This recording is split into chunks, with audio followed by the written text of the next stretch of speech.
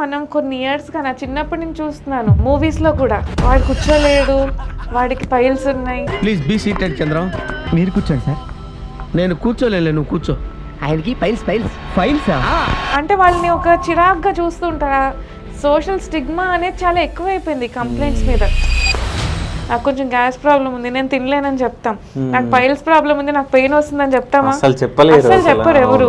ఎందుకు? మనం తినడం ఎంత ఇంపార్టెంట్, మన వేస్ట్ ఎక్స్క్రీట్ చేయడం కూడా అంత ఇంపార్టెంట్. సో అంటే మోషన్ కి పర్ డే ఎన్నిసార్లు వెళ్తే బెటర్? ఇది కూడా చాలా మంది అడుగుతారండి. మంచి క్వశ్చన్ అడిగారు మేడం. నాకు కొంచెం పైల్స్ లాగా ఉన్నాయి, నాకు 2 months లో పెళ్ళి ఉంది, మరి నేను పెళ్లి చేసుకోవచ్చా లేదా అండి.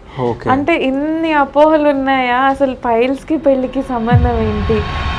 పైల్స్ కి ఫిషర్స్ కి ఫిస్టులకి డిఫరెన్స్ ఏంది అసలు? నా దగ్గరికి పేషెంట్ రాగానే మేడం నాకు పైల్స్ ఉన్నాయి, ఓకే యూట్రస్ ప్రాబ్లం ఉంటే గైనకాలజిస్ట్, కడుపులో ప్రాబ్లం ఉంటే గ్యాస్ట్రోఎంట్రాలజిస్ట్, కానీ పైల్స్కి ఎవరిని కన్సల్ట్ చేయాలి అనే విషయం చాలా మందికి తెలియదు. ఆకలి అవ్వట్లే అని చెప్పేసి చాలా మంది తినరు. అంటే ఎందుకు ఆకలి అవ్వదు అసలు? అందరు ఏవేవో ఎనిమల్ అంటారు, అవంటారు, ఏవేవో ఇచ్చుకుంటారు. అసలు అవన్నీ చేయాల్సిన అవసరమే లేదు. సో లేజర్ ట్రీట్మెంట్కి వచ్చే వరకు చాలా మందికి సైడ్ ఎఫెక్ట్ ఉంటుందేమో అని చెప్పేసి చాలా మంది అనుకుంటారు. ఓవంలో ఏమన్నా ప్రాబ్లం ఉంటుందేమో, పిల్లలు పుట్టరో అని చెప్పేసి సంథింగ్ ఇట్లా ఉంటాయి. ఇప్పుడు లేటెస్ట్గా ఏమైనా టెక్నాలజీ ఏమైనా రావడం జరిగిందా? ఇట్లాంటి ట్రీట్మెంట్ అందిస్తారు అంటే ఫైల్స్కి ఫిషర్స్కి ఫిస్టులకి? పొరపాటున నాకు ఈ కంప్లైంట్ ఉందని చెప్పినా చుట్టూ ఉన్న వాళ్ళు తెలిసి తెలియనివన్నీ భయం పెడుతూ ఉంటారు.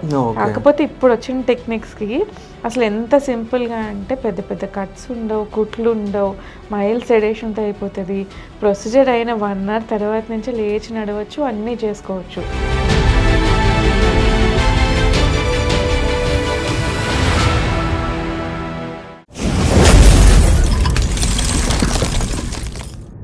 Hi, welcome to Shiva studios. నేను మీ శివ చౌదరి. సో 100లో ఒక 80% చాలామంది గట్ ప్రాబ్లమ్స్తో చాలామంది ఫేస్ చేస్తున్నారు ఎన్నో ప్రాబ్లమ్స్. సో వాటి గురించి మాట్లాడడానికి మనతో పాటు డాక్టర్ సుష్మా పేరూరి గారు ఉన్నారు. నమస్తే మ్యామ్. నమస్తే అండి. ఎలా ఉన్నారు మ్యామ్? బాగున్నాను. సో మ్యామ్, ఈ మధ్య గట్ హెల్త్ ప్రాబ్లమ్స్ చాలా ఎక్కువైపోయాయి. సో ఎందువల్ల అసలు? సో ఎందువల్ల అంటే ఫస్ట్ థింగ్ మన లైఫ్ స్టైల్, నెక్స్ట్ డైట్, మన హ్యాబిట్స్. లైఫ్ స్టైల్ ఏంటి? ఇప్పుడు అందరు చాలా బిజీ లైఫ్, స్ట్రెస్ఫుల్ లైఫ్. ఆ స్ట్రెస్ వల్ల కూడా మన గట్ ఎఫెక్ట్ అవుతుంది. బ్రెయిన్ గట్ యాక్సెస్ అని ఒకటి ఉంటుంది. సో దానివల్ల మనం స్ట్రెస్ అయినా, స్లీప్ లేకపోయినా, ఏమున్నా ఈ స్ట్రెస్ వల్ల ఆ హార్మోన్ లెవెల్స్ ఎక్కువైపోయి అవన్నీ మన గట్ని ఎఫెక్ట్ చేస్తూ ఉంటాయి. అదొకటి. Next sedentary life style. Most of the times అందరూ కంటిన్యూస్గా కూర్చొని వర్క్ చేయడం, కదలకుండా ఉండటం, ఎక్సర్సైజ్ లేకుండా ఉండటం, దీనివల్ల. నెక్స్ట్ థింగ్ ఏంటంటే మన డైట్. మోస్ట్ ఇంపార్టెంట్ మన డైట్. డైట్ అంతా ఇప్పుడు ట్రెడిషనల్ డైట్ కాకుండా వెస్టర్న్ డైట్ బాగా ఎక్కువైపోయింది. బయట ఎక్కడో ఉంటారు, బిజీగా ఉంటారు, వర్క్లో ఉన్నామని బర్గర్ ఆర్డర్ పెడతారు, పిజ్జా ఆర్డర్ చేస్తారు, తినేస్తారు, ఊరుకుంటారు. మార్నింగ్ నుంచి నైట్ వరకు ఫుల్ బిజీ ఉంటారు, ప్రాపర్ వాటర్ ఇంటేక్ ఉండదు, అంతే. ఇంకా కాన్స్టిపేషన్ రావటము, ఆ తిన్న ఫుడ్ సరిగ్గా, mid night biryanis, 4 AM biryanis, ఇవన్నీ ఎక్కువైపోయాయి. వెళ్తారు, తింటారు, తిని పడుకుంటారు. సో ప్రాపర్ లైఫ్ స్టైల్ లేదు, ప్రాపర్ డైట్ లేదు, అందుకే ఇలాంటి కంప్లైంట్స్ అన్నీ ఎక్కువయ్యాయి. సో నెక్స్ట్ థింగ్, తినే తిండి కూడా సరిగ్గా ఫుడ్ మీద కాన్సన్ట్రేట్ చేయరు, ఫోన్లో రీల్స్ స్క్రోల్ చేసుకుంటూ తింటూ ఉంటారు. అసలు మనం ఫుడ్ తినేటప్పుడు డైజెషన్లో కొన్ని ఫేసెస్ ఉంటాయి. ఫస్ట్ ఫేస్ ఏంటంటే సెఫలిక్ ఫేస్ అంటాం. అంటే మన ఫుడ్ ఇంకా మన నోట్లోకి వెళ్ళక ముందే మనకి డైజెస్టివ్ ఎంజైమ్స్ ప్రొడక్షన్ స్టార్ట్ అయిపోతుంది. సో సెఫలిక్ ఫేస్లో ఏంటంటే మనం ఫుడ్ని చూస్తున్నప్పుడే మన బ్రెయిన్ ప్రిపేర్ అయిపోతుంది. ఓకే, ఈ ఫుడ్ వస్తుంది, మనం దీనికి ఈ డైజెస్టివ్ జ్యూసెస్ ప్రిపేర్ చేయాలి, దాన్ని డైజెస్ట్ చేయాలి అని. దాన్ని సెఫలిక్ ఫేస్ ఆఫ్ డైజెషన్ అంటాం. స్క్రీన్స్ చూస్తూ, టీవీలు చూస్తూ ఉండటం వల్ల ఏమవుతుందంటే ఫస్ట్ ఫేసే పోతుంది ఇంకా. సో అందుకే డైజెస్టివ్ ఇష్యూస్ అన్నీ ఎక్కువ అవుతున్నాయి అన్నమాట. ఓకే. నెక్స్ట్ థింగ్ ఇంకోటి ఏంటి, ఫీవర్ వస్తుంది, ఏదో ఒకటి వస్తుంది అందరికీ. మనకు ఓవర్ ద కౌంటర్ ఫార్మసీకి వెళ్ళి నాకు యాంటీబయాటిక్స్ ఇవ్వు అంటే ఇచ్చేస్తారు వాళ్ళు. ఏదొచ్చినా, కొంచెం చిన్న జలుబు వచ్చినా, తుమ్ము వచ్చినా ఫస్ట్ థింగ్ వెళ్ళి యాంటీబయాటిక్స్ కొనుక్కొని తెచ్చుకొని వేసేసుకుంటారు. ఆ యాంటీబయాటిక్స్ అంత ఫ్రీక్వెంట్గా వేసుకోవడం వల్ల ఏమవుతుందంటే ఫస్ట్ థింగ్ ఇండికేషన్ లేకుండా యాంటీబయాటిక్స్ వేసుకుంటున్నారు. సరే, సెకండ్ థింగ్ ఈ మధ్య ఫ్లూ సీజనో లేదంటే బ్యాక్టీరియల్ ఇన్ఫెక్షన్స్ చాలా ఎక్కువ ఉన్నాయి, దానివల్ల యాంటీబయాటిక్స్ ప్రిస్క్రిప్షన్ కూడా ఇవ్వాల్సి వస్తుంది. దానివల్ల ఇచ్చామనుకోండి, మన బాడీలో గట్లో మైక్రోబయోమ్ అని ఉంటుంది. అదేంటంటే గుడ్ బ్యాక్టీరియా. ఎంత గుడ్ బ్యాక్టీరియా అంటే అది మన కోలాన్ని మన ఇంటెస్టైన్స్కి అది మన ఫైబర్స్ని డైజెస్ట్ చేసి బ్యూట్రేట్ ఇలాంటివి ప్రొడ్యూస్ చేసి మన ఇంటెస్టైన్ని నరిష్ చేస్తుంది ఓకే. నెక్స్ట్ థింగ్ దానివల్ల ఇమ్యూనిటీ చాలా బాగుంటుంది. ఇంకా దానికి చాలా గుడ్ రోల్స్ ఉన్నాయి. బ్యాడ్ బ్యాక్టీరియాని గ్రో అవ్వనివ్వదు, మన గట్లో ఇన్ఫెక్షన్స్ రాకుండా కాపాడుతుంటుంది. ఓకే. సో ఇలా ఇష్టం వచ్చినట్టు యాంటీబయాటిక్స్ వేసుకోవడం వల్ల ఏమవుతుందంటే ఆ గుడ్ బ్యాక్టీరియా మొత్తం చనిపోయి దానివల్ల వచ్చే అడ్వాంటేజెస్ అన్నీ పోయి బ్యాడ్ బ్యాక్టీరియా పెరిగిపోవడం వల్ల కూడా ఇలాంటి కంప్లైంట్స్ ఎక్కువైపోతూ ఉన్నాయి. ఓకే. సో ఇంకో విషయం ఏంటంటే చాలా మందికి అంటే ఆకలి అవ్వదు. సో అంటే చిన్నపిల్లలు కానీ అంటే మన ఏజ్ గ్రూప్ వాళ్ళు కూడా ఆకలి అవ్వట్లే అని చెప్పేసి చాలా మంది తినరు. అంటే ఎందుకు ఆకలి అవ్వదు అసలు? ఫస్ట్ థింగ్ ఏంటంటే ఈ బ్యాడ్ డైటరీ హ్యాబిట్స్ వల్ల ప్రాపర్ మన ఇంటెస్టైన్ మీద లోడ్ పెంచేస్తున్నారు. ఇలా లోడ్ పెంచేసరికి లోపల గ్యాస్ట్రైటిస్ అని లేదంటే బయట ఫుడ్స్ ఏవో ఇష్టం వచ్చినట్టు ఫుడ్స్ తినడం వల్ల ఇన్ఫెక్షన్స్ రావడం వల్లనో మన ఇంటెస్టైన్స్ ఫంక్షన్ తగ్గిపోతుంది. ఓకే. నెక్స్ట్ థింగ్ ఇంకొకటి ఏంటి, గ్యాప్ ఇవ్వరు. ఏదో ఒక వర్క్ చేసుకుంటూ ఉంటారు, ఏదో ఒకటి నోట్లో వేస్తూనే ఉంటారు. మన గట్కి అది క్లీన్ అవ్వాలంటే గ్యాప్ ఇవ్వాలి. ఎంఎంసి అని కాంప్లెక్సెస్ ఉంటాయి అందులో మన ఫంక్షన్, మన ఇంటెస్టైన్ ఫంక్షన్స్లో. ఈ మైగ్రేటరీ కాంప్లెక్సెస్ ఏంటంటే మన గట్ మనం తినని టైంలో ఖాళీగా ఉన్నప్పుడు దాన్ని అది క్లీన్ చేసుకుంటూ ఉంటుంది అనమాట. ఫర్ ఎగ్జాంపుల్ ఒక హాల్ నిండగా జనం ఉన్నారనుకోండి, వెయ్యి హౌస్ కీపింగ్ వాళ్ళలో పంపించి హాల్ క్లీన్ చేయాలంటే చేయగలరా? చేయలేరు. మొత్తం ఎంటీ అయ్యాకనే కదా ఏదైనా మనం క్లీన్ చేయగలిగేది. అలానే మన గట్ కూడా దాన్ని అదే క్లీన్ చేసుకుంటుంది. మనం ఏం స్పెషల్గా చేయక్కర్లేదు. అందరూ ఏవేవో ఎనిమల్ అంటారు, అవంటారు, ఏవేవో ఇచ్చుకుంటారు. అసలు అవన్నీ చేయాల్సిన అవసరమే లేదు. దాని గట్ మన గట్ దాని క్లీనింగ్ అదే చేసుకుంటుంది. ఏంటంటే కొంచెం గ్యాప్ ఇవ్వాలి దానికి. ఏదో ఒకటి తినేసి ఊరుకున్నాం అనుకుంటే ఏదో ఒక స్నాక్ వేస్తూనే ఉంటారు, వర్క్ చేసుకుంటూనో చదువుకుంటూనో లేదంటే బయటికి వెళ్ళో ఫ్రెండ్స్తో బయటికి వెళ్తున్నామని ఒకటి తినొస్తారు, తర్వాత ఇంటికి వచ్చి ఇంకోటి తింటారు. సో ఇలా గ్యాప్ ఇవ్వకపోవడం వల్ల మన ఇంటెస్టైన్స్ ఫంక్షన్ తగ్గిపోయి దాని మీద లోడ్ ఎక్కువైపోయి ప్రాపర్గా డైజెషన్ చేయలేకపోతుంది.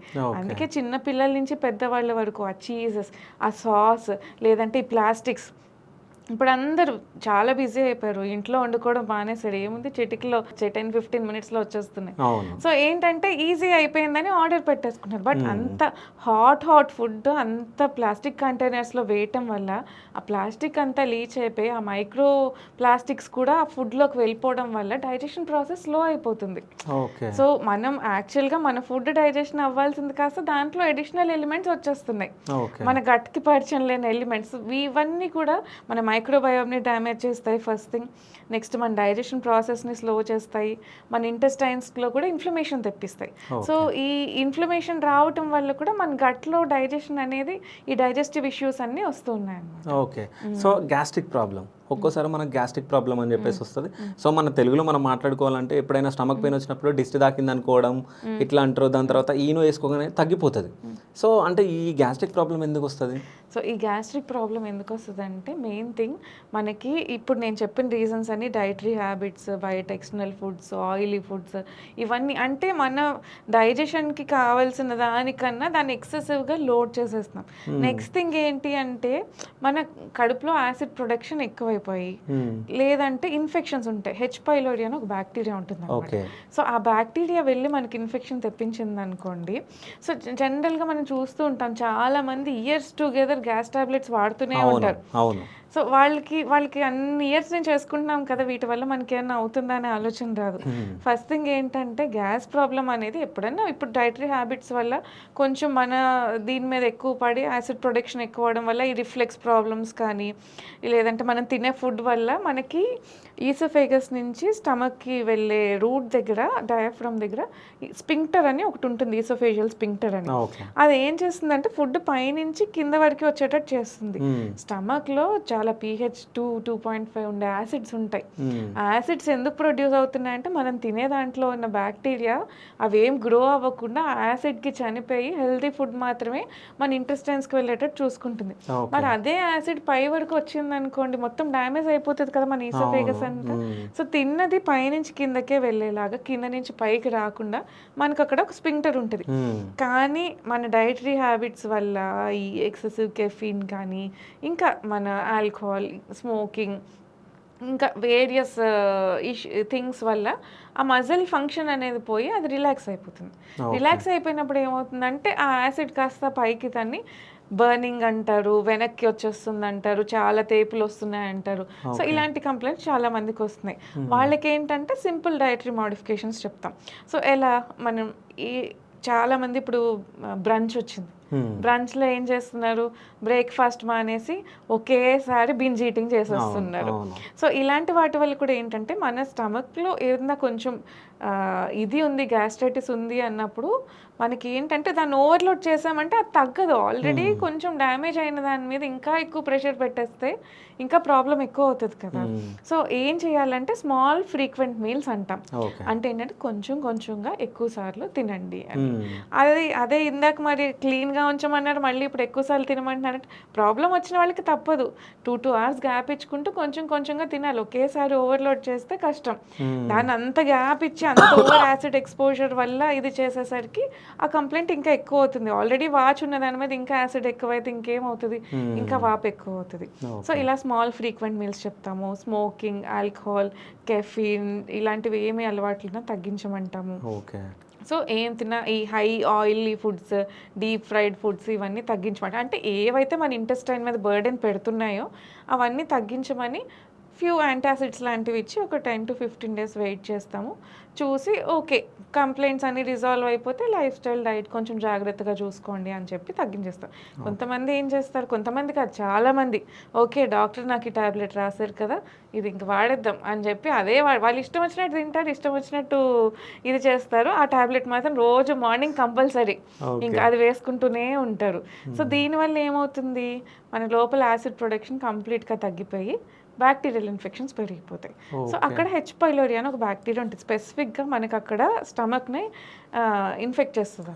ఆ హెచ్ పైలోరీ ఇన్ఫెక్ట్ చేసిందంటే స్టమక్లో డియోడనంలో అల్సర్స్ తెప్పిస్తుంది. సో దీనివల్ల కూడా ఆ కంటిన్యూస్ గ్యాస్ టాబ్లెట్స్ వాడటం వల్ల కూడా ఇది ఇంకా ప్రాబ్లం ఎక్కువ అవుతుంది ఇన్ఫెక్షన్ రావటం వల్ల. ఫస్ట్ థింగ్ మనకి ఈ కంప్లైంట్ వచ్చింది అంటే ఫస్ట్ డాక్టర్ దగ్గరికి కన్సల్ట్ చేసి వాళ్ళు ఇనీషియల్ మెడికేషన్ మైల్డ్ అనిపిస్తే మేము మెడికేషన్స్ పెట్టేస్తాము, దాంతో రిలీఫ్ వచ్చేస్తుంది. రావట్లేదు మాకే డౌట్ఫుల్గా ఉందంటే ఎండోస్కోపీ చేసి అందులో ఈ ఇన్ఫెక్షన్ ఉందా లేదా అని ఒక టెస్ట్ ఉంటుంది. ఆ టెస్ట్ చేస్తే నిజంగా ఇన్ఫెక్షన్ ఉంటే ఒక 2 weeks యాంటీబయాటిక్ కోర్స్ ఉంటుంది, దానికి ఒక కిట్ ఉంటుంది. ఆ కిట్ ఇచ్చేస్తాం, ఆ కిట్ వాడితే తగ్గిపోతుంది. సో ఇలాగా లైఫ్ స్టైల్ మార్చుకోకుండా, డైటరీ హ్యాబిట్స్ మార్చుకోకుండా కంటిన్యూస్గా ఇయర్స్ టుగెదర్ ఈ మెడిసిన్స్ వాడటం వల్ల లోపల యాసిడ్ ప్రొడక్షన్ బాగా తగ్గిపోయి ఇన్ఫెక్షన్ రేట్ ఎక్కువైపోయి అల్సర్స్ అన్నీ వచ్చేస్తున్నాయి. సరే ఇక్కడితో ఆగుతుందా అంటే అది అక్కడితో ఆగదు. ఈ infection most common cause of gastric cancer, stomach cancer తెప్పిస్తుంది. సో ఇవన్నీ తెలియకుండా ఇష్టం వచ్చినట్టు వాడటం వల్ల ఇన్ని ఎఫెక్ట్స్ వస్తున్నాయి. ఓకే, అయితే మీరు ఇంతకుముందు ఫుడ్ గురించి చెప్పడం జరిగింది, అంటే కొద్దిగా తినమని. అయితే ఇప్పుడు చిన్న పిల్లలలో మనం చూసుకుంటే పిల్లలు తినట్లే అని చెప్పేసి నోట్లో కుక్కీ మరి పెడతా ఉంటారు మదర్స్. సో అంటే అది మంచిదే అంటారా? సో పిల్లలకి కూడా మనం ఏదైనా ఫుడ్ పెట్టేటప్పుడు జనరల్గా వాళ్ళకి ఆకలి ఉంది, యాక్టివ్గా ఉన్నారంటే వాళ్ళకి ఎంత కావాలో అంత తినేస్తారు. బట్ కొంతమంది కొన్ని ఇష్యూస్ వల్ల తినరు, కాకపోతే వాళ్ళు ఎప్పుడు యాక్సెప్ట్ చేస్తున్నారో అప్పుడు పెట్టడమే మంచిది ఓవర్ ఫీడింగ్ చేసే కన్నా. ఓకే, ఇప్పుడు స్టమక్లో ఎట్లాంటి ఇన్ఫెక్షన్స్ వస్తాయి ఎక్కువ మీరు చూసిన కేసెస్ ఏంటి? సో స్టమక్లో ఎలాంటి ఇన్ఫెక్షన్స్ అంటే మనకి జనరల్గా ఇప్పుడు నేను చెప్పినట్టు ఇందాక స్టమక్లో హెచ్ పైలోరీ ఇన్ఫెక్షన్ అనేది చాలా కామన్గా చూస్తుంటాము. సో అది తగ్గిపోతుంది. నెక్స్ట్ థింగ్ ఏంటంటే క్రానిక్ ఇన్ఫెక్షన్స్, లేదా జనరల్గా బయట ఫుడ్స్ ఏమన్నా తింటూ ఉంటారు, దానివల్ల ఇన్ఫెక్షన్ వచ్చి డయేరియా అది అవ్వటం, ఇలాంటివన్నీ ఫ్రీక్వెంట్గా చూస్తూ ఉంటాం. లేదంటే కొలైటిస్ వస్తుంది దానివల్ల. అదే different types of parasitic infections ఉంటాయి, బ్యాక్టీరియల్ ఉంటాయి, వైరల్ ఉంటాయి. సో ఏ వచ్చినా మనకి ఫస్ట్ వచ్చే కంప్లైంట్ కొంచెం పెయిన్ రావటం, మోషన్స్ అవ్వటం, వామిటింగ్స్ అవ్వటం, ఇవన్నీ గ్యాస్ట్రోఎంటరైటిస్ అంటాం. మన కడుపు వాచిపోవడం వల్ల గ్యాస్ట్రో వామిటింగ్స్ అయిపోతాయి, ఇంటెస్టైన్స్లో ఇన్ఫ్లమేషన్ రావటం వల్ల ఇన్ఫెక్షన్కి మోషన్స్ అవుతూ ఉంటాయి. సో దీనికి సింపుల్గా మన దగ్గరికి వస్తే ఫస్ట్ అసెస్ చేసుకొని యాంటీబయాటిక్స్, ప్రోబయాటిక్స్ ఇవన్నీ పెడితే తగ్గిపోతాయి. ఓకే, అంటే ఇంకో క్వశ్చన్ ఏంటంటే ఇప్పుడు ఫైల్స్, ఫిస్టులా, ఫిషర్స్ అని చెప్పేసి అంటారు. సో ఇది కూడా స్టమక్ ప్రాబ్లం వల్లనే ఇది స్టార్ట్ అవుతుంది? అవును, ఇది కూడా ఈ ప్రాబ్లమ్స్ వల్లే స్టార్ట్ అవుతుంది. సో జనరల్గా ఏంటంటే ఈ మధ్య ఈ గట్ హెల్త్ రిలేటెడ్ ప్రాబ్లమ్స్ అన్ని చాలా ఎక్కువైపోయాయి. ఇందాక డిస్కస్ చేసుకున్నట్టు లైఫ్ స్టైల్ రిలేటెడ్ వీటన్నిటి వల్ల కామన్గా చూసేది ఏంటంటే irritable bowel syndrome, constipation. First ఇందాక మనం అనుకున్నట్టు గ్యాస్ట్రైటిస్ అయిపోయింది. Next thing irritable bowel syndrome, తర్వాత కాన్స్టిపేషన్. ఇరిటబుల్ బవల్ సిండ్రోమ్ ఏంటి అంటే నేను చెప్పినట్టు బ్రెయిన్ గట్ యాక్సెస్ మొత్తం డిస్టర్బ్ అయిపోయి ఆ స్ట్రెస్ వల్ల కానీ, లోపల ఏమైనా ఇన్ఫెక్షన్ ఉండటం వల్ల కానీ, ఏదన్నా ఒక ఫుడ్ తింటే అది పడకపోవడం వల్ల కానీ ఈ కంప్లైంట్స్ బాగా ఎక్కువగా. మోస్ట్ ఆఫ్ ద పేషెంట్స్కి ఏంటంటే యాంగ్జైటీ, ఆ సైకలాజికల్ ఇష్యూస్ ఉంటాయి. సో ఆ బ్రెయిన్ గట్ యాక్సెస్ డిస్టర్బ్ అవ్వడం వల్ల ఇరిటబుల్ బవల్ సిండ్రోమ్ వస్తుంది. ఇందులో మళ్ళీ 2 టైప్స్ ఉంటాయి. డయేరియా ప్రిడామినెంట్ అంటాం, కాన్స్టిపేషన్ ప్రిడామినెంట్ అంటాం. కొంతమంది మిక్స్డ్ ఉంటుంది. కొన్ని రోజులు మోషన్స్ అయిపోతాయి, కొన్ని రోజులు మోషన్ అవ్వదు, ఎప్పుడు కడుపులో ఇబ్బందిగా ఉంటుంది, ఏదో నొప్పి వస్తూ ఉంటుంది. సో ఇలాంటి ఇరిటబుల్ బవల్ సిండ్రోమ్ పేషెంట్స్లో ఏమవుతుంది అంటే నార్మల్గా మన ఇంటెస్టైన్స్ లోపల మూవ్ అవుతూ డైజెషన్ చేసుకుంటూ ఉంటాయి. అందరికీ ఆ మూమెంట్స్ తెలియవు. ఈ ఇరిటబుల్ బవల్ సిండ్రోమ్ ఉన్న వాళ్ళకి ఏమవుతుందంటే ఆ మూమెంట్స్ పర్సీవ్ అవుతాయి. వాళ్ళకి తెలిసి పెయిన్ లాగా వస్తుంది అనమాట వాళ్ళకి. సో ఇవన్నీ ఏంటంటే మన బ్రెయిన్ గట్ యాక్సెస్ డిస్టర్బ్ అయ్యి ఈ క్రానిక్ యాంటీబయాటిక్ యూసేజ్ వల్ల కానీ, మనకు పడని ఫుడ్ తినటం వల్ల కానీ, వీటన్నిటి వల్ల కంప్లైంట్ చూస్తాం. Next most common complaint constipation. So ఈ కాన్స్టిపేషన్ ఎందువల్ల వస్తుంది అంటే ఫస్ట్ థింగ్ డైటరీ హ్యాబిట్స్. ఈ వెస్టర్న్ డైట్స్ బాగా ఎక్కువైపోయి ఆ పిజ్జా, బర్గర్, నూడిల్స్ వీటన్నిటిలో మైదానే ఉంటుంది. అసలు ఏమాత్రం ఫైబర్ ఉండదు, మన గట్కి హెల్త్కి అవసరమయ్యేవి ఏమి ఉండవు. వీటిలో మళ్ళీ ఆ ఎడిషన్ ఆ సాస్లు ఇవన్నీ అవి కూడా డ్యామేజ్ చేసేస్తాయి మన గట్ని. సో వీటన్నిటి వల్ల నెక్స్ట్ థింగ్ ఏంటంటే పిల్లలు కూడా ఫుడ్ పెట్టాలంటే ఫోన్, టీవీ అన్ని కంటిన్యూస్గా అవి చూస్తూనే ఉంటారు. ఏదైనా నిజంగా హాలిడేస్ వచ్చినా రోజంతా మార్నింగ్ టు నైట్ కూర్చొని ఫోన్ స్క్రోల్ చేసుకోవడం, టీవీ చూసుకోవడం, ఫిజికల్ యాక్టివిటీ అనేది ఉండట్లేదు. ప్రాపర్ ఫిజికల్ యాక్టివిటీ లేకపోతే ఏమవుతుందంటే మనం యాక్టివ్గా ఉన్నప్పుడు మన గట్కి అది స్టిమ్యులస్, అది యాక్టివ్గా మొటిలిటీ పెరిగి యాక్టివ్గా డైజెషన్ చేసుకుంటూ ఉంటుంది. కదలకుండా కూర్చున్నాం అనుకోండి, మనం ఎంత స్లగ్గిష్కుంటాం, మన ఇంటెస్టైన్స్ కూడా పడుకుంటాయి. సో ఇంకా అలానే కూర్చున్నాడంటే డైజెషన్ డీలే అయిపోయి కాన్స్టిపేషన్ అన్నీ వస్తున్నాయి. అంటే మనకు ఫుడ్ ప్రాపర్గా డైజెస్ట్ అయ్యి ఆ స్టూల్ అనేది హ్యాపీగా మన వేస్ట్ ప్రోడక్ట్ అంతా ఎక్స్క్రీట్ అయిపోవాలంటే మన ఇంటెస్టైన్లో మూమెంట్స్ చాలా బాగుండాలి. అవి బాగుండాలంటే మన ఫిజికల్ యాక్టివిటీ బాగుండాలి. ఇది లేకుండా సెడెంటరీ లైఫ్ స్టైల్ వల్ల కూడా ఈ కంప్లైంట్ ఎక్కువ అవుతుంది. నెక్స్ట్ థింగ్ ఫీమేల్స్లో అది ప్రెగ్నెన్సీ టైంలో కూడా ఈ కంప్లైంట్స్ ఎక్కువ చూస్తాం, ఈ కాన్స్టిపేషన్ ఇవన్నీ. సో ఈ కాన్స్టిపేషన్ అనేది కరెక్ట్ అవ్వకపోవడం వల్ల మనకి ఇంకా అది కాంప్లికేషన్స్ తీసుకొస్తుంది. ఏంటి ఈ పైల్స్, ఫిషర్స్, ఫిస్టులా ఇలాంటివన్నీ కాన్స్టిపేషన్ వల్ల వస్తున్నాయి అన్నమాట. నెక్స్ట్ థింగ్ ఏంటంటే బిజీ షెడ్యూల్స్ వల్ల చాలామంది ఇప్పుడు వాళ్ళకి మోషన్ వచ్చే సెన్సేషన్ వచ్చింది అనుకోండి, ఇప్పుడు మనం బిజీగా ఉన్నాంలే తర్వాత చూసి ఫ్రీ అయినప్పుడు వెళ్దాం అనుకుంటారు. సో చాలామందికి ఫుడ్ తినంగానే గ్యాస్ట్రోకోలిక్ రిఫ్లెక్స్ అంటాం. అంటే మన బాడీలో ఫుడ్ వస్తున్నప్పుడు మన వేస్ట్ ఎక్స్క్రీట్ అయిపోవాలని ఒక రిఫ్లెక్స్ వస్తుంది అనమాట. సో అది గ్యాస్ట్రోకోలిక్ రిఫ్లెక్స్ అంటాం. సో అది అవాయిడ్ చేసేస్తారు.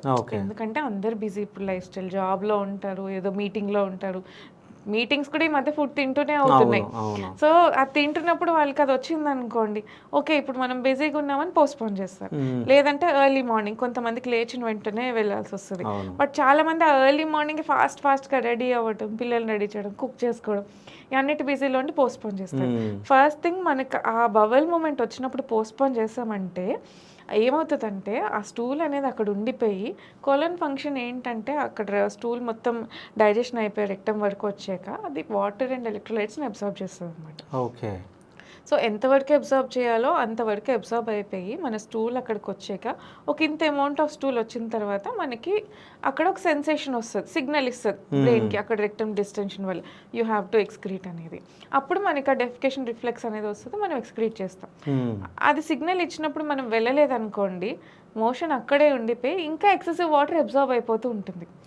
అందుకే చాలా మందికి పోస్ట్పోన్ చేశారంటే హార్ట్ స్టూల్స్ వచ్చేస్తాయి. నెక్స్ట్ థింగ్ వెళ్తారు, ఇంతకు ముందు అంటే పాతకాలంలో న్యూస్ పేపర్లు పట్టుకొని వెళ్ళి కూర్చునేవారు వాష్రూమ్లో అరగంట గంట. ఇప్పుడంటే ఫోన్స్ వచ్చాయని ఫోన్స్ పట్టుకొని వెళ్ళొద్దని చెప్తున్నాం. ఇది ఎప్పటి నుంచో ఉన్న హ్యాబిటే. అందుకే ఇప్పుడు యూత్కే కాదు పెద్ద పెద్ద వాళ్ళకు కూడా కంప్లైంట్స్ అన్నీ వస్తున్నాయి. సో వెళ్ళి అక్కడే కూర్చొని స్ట్రెయిన్ చేయడం వల్ల ఏమవుతుందంటే అక్కడ మనకి రెక్టల్ వెయిన్స్ ఉంటాయి, యానల్ కుషన్స్ అంటాం అన్నమాట, హిమరాయిడల్ కుషన్స్ అంటాం. సో అవి నార్మల్గా అందరికీ ఉండేవి, కానీ కంటిన్యూస్గా దాని మీద అలానే కూర్చొని స్ట్రెయిన్ పెట్టేసరికి వాటి మీద ప్రెషర్ పడి అవి స్వెల్ అయిపోయి కిందకి జారిపోతాయి. సో దీనివల్ల కూడా పైల్స్ వస్తున్నాయి. కొంతమందికి పైల్సే కాదు, ఇంటెస్టైన్ మొత్తం కూడా కిందకి జారిపోతూ ఉంటుంది. రెక్టల్ ప్రొలాప్స్ అంటాం మనం. ఓకే. సో అంటే ఫైల్స్కి ఫిషర్స్కి ఫిస్టులకి డిఫరెన్స్ ఏంది అసలు? మూడు ఒకటేనా? కరెక్ట్గా అడిగాడు. ఫస్ట్ థింగ్ నా దగ్గరికి పేషెంట్ రాగానే మేడం నాకు పైల్స్ ఉన్నాయి, 99% ఆఫ్ ద పేషెంట్స్ ఇదే చెప్తారు, మేడం నాకు పైల్స్ ఉన్నాయి అందుకే వచ్చాను. కంప్లైంట్ ఏంటమ్మా అంటే నాకు పైల్స్ ఉన్నాయి మేడం అంటారు. అక్కడ పైల్స్ అనేది ఒక్కటే కాదు కంప్లైంట్స్. యానల్ కెనాల్ దగ్గర అంటే మన మలద్వారం దగ్గర చాలా రకాల కంప్లైంట్స్ ఉంటాయి. మెయిన్గా మేజర్గా చూసేవి fissure, piles, fistula. So fissure అంటే ఏంటంటే ఈ కాన్స్టిపేషన్ వల్ల మోషన్ టైట్గా వచ్చి అక్కడ స్ట్రెస్ పెట్టేసరికి అక్కడ యానల్ కెనాల్లో స్కిన్ కట్ అయిపోయింది అనుకోండి, దాన్ని యానల్ ఫిషర్ అంటాం. పైల్స్ అంటే ఏంటంటే అందరికీ అక్కడ చిన్న చిన్న వెయిన్స్ లాగా ఉంటాయి, హిమరాయిడల్ కుషన్స్, అవి పెద్దగా అయ్యి కిందకి జారితే పైల్స్ అంటాం. ఫిస్టులా అంటే ఏంటంటే అక్కడ యానల్ కెనాల్ దగ్గర ఇన్ఫెక్షన్ వచ్చింది అనుకోండి, జనరల్గా బాడీ మీద సెగ్గెడ్లు వస్తాయి కదా, అలానే అక్కడ ఇన్ఫెక్షన్ వచ్చింది అనుకోండి, యాబ్సెస్ ఫామ్ అవుతుంది ఫస్ట్. ఆ యాబ్సెస్లోంచి ఫస్ట్ డ్రైన్ అవుట్ అయిపోయిన తర్వాత ఈ యాబ్సెస్ కూడా ఎందుకు వస్తుంది అంటే యానల్ కెనాల్ దగ్గర కొన్ని గ్లాండ్స్ అనేవి ఉంటాయి. ఆ గ్లాండ్స్ ఏంటంటే కొంచెం సెక్రీషన్స్ని తెప్పిస్తాయి అనమాట. ఆ సెక్రీషన్స్ వల్ల అక్కడ యానల్ కెనాల్ లూబ్రికేట్ అయ్యి మనం మోషన్ ఈజీగా పాస్ అయ్యేటట్టు చేస్తాయి. సో ఆ గ్లాండ్స్ చిన్న డక్ట్స్ త్రూ సెక్రీషన్స్ తెప్పిస్తాయి అనమాట. ఎప్పుడన్నా ఆ డక్ట్స్ బ్లాక్ అయ్యాయి అనుకోండి, అటు సెక్రీషన్స్ లోపలే ఉండిపోయి ఇన్ఫెక్ట్ అయ్యి యాబ్సెస్ ఫామ్ అవుతుంది. ఆ డ్రైన్ అవుట్ అయిపోయిన తర్వాత పక్కన ఒక హోల్ పడుతుంది, బట్ లోపల ఈ డక్ట్ కనెక్ట్ అయి ఉంది కదా, ఈ లోపల ఓపెనింగ్ నుంచి బయట ఓపెనింగ్ ఒక ట్రాక్ట్ ఫామ్ అయిపోతుంది. ఇవి మన బాడీలో ఎక్కడ సెగ్గెడ్లు యాబ్సెస్లు వచ్చినా ఇలా ఫిస్టులాస్ ఫామ్ అవ్వవు తొందరగా, కానీ యానల్ కెనాల్లో వస్తే మాత్రం మ్యాక్సిమం అన్ని ఫిస్టులాస్ ఫామ్ అయిపోతాయి. సో యాబ్సెస్ తర్వాత డ్రైన్ అవుట్ అయిపోయిన తర్వాత అక్కడి నుంచి లోపలికున్న కనెక్షన్నే ఫిస్టులా ట్రాక్ట్ అంటాం అనమాట. సో ఇవి వీటికి డిఫరెన్స్. ఓకే, అంటే ఈ మూడిట్లలో ప్రమాదం ఏదని అంటారు? లైఫ్ రిస్క్ ఉన్నామంటే ఏముండవు, సింపుల్ కంప్లైంట్సే, కాకపోతే డిస్కంఫర్ట్, పెయిన్, బ్లీడింగ్ ఇవన్నీ ఎక్కువ ఉంటాయి.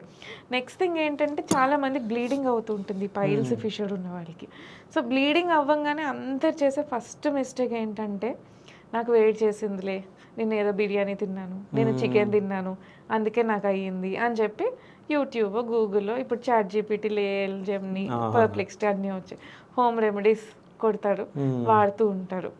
సో ఇప్పుడు జనరల్గా బ్లీడింగ్ అనేది మనకి ఫిషర్లో అవ్వచ్చు, పైల్స్లో అవ్వచ్చు, లోపల రెక్టంలో ఏమన్నా పాలిప్స్ ఉన్న, అల్సర్స్ ఉన్న అవుతాయి. ఇంకొంచెం పైన మనకి ఏమన్నా డైవర్టిక్లా ఇలాంటివి, లేదంటే ఇన్ఫెక్షన్స్ వచ్చినా కూడా బ్లీడింగ్ అవ్వచ్చు. కొంతమందికి ఇన్ఫ్లమేటరీ బౌల్ డిసీజ్ అంటాం, అంటే లోపల పేగ్ అంతా వాచిపోతుంది, అలాంటి వాళ్ళకి కూడా బ్లీడింగ్ అవ్వచ్చు. కానీ డేంజరస్ థింగ్ ఏంటంటే క్యాన్సర్. అక్కడ కోలంలో క్యాన్సర్ వచ్చిందనుకోండి, సో ఆ ట్యూమర్ అనేది బ్లీడ్ అవుతుంటుంది అనమాట.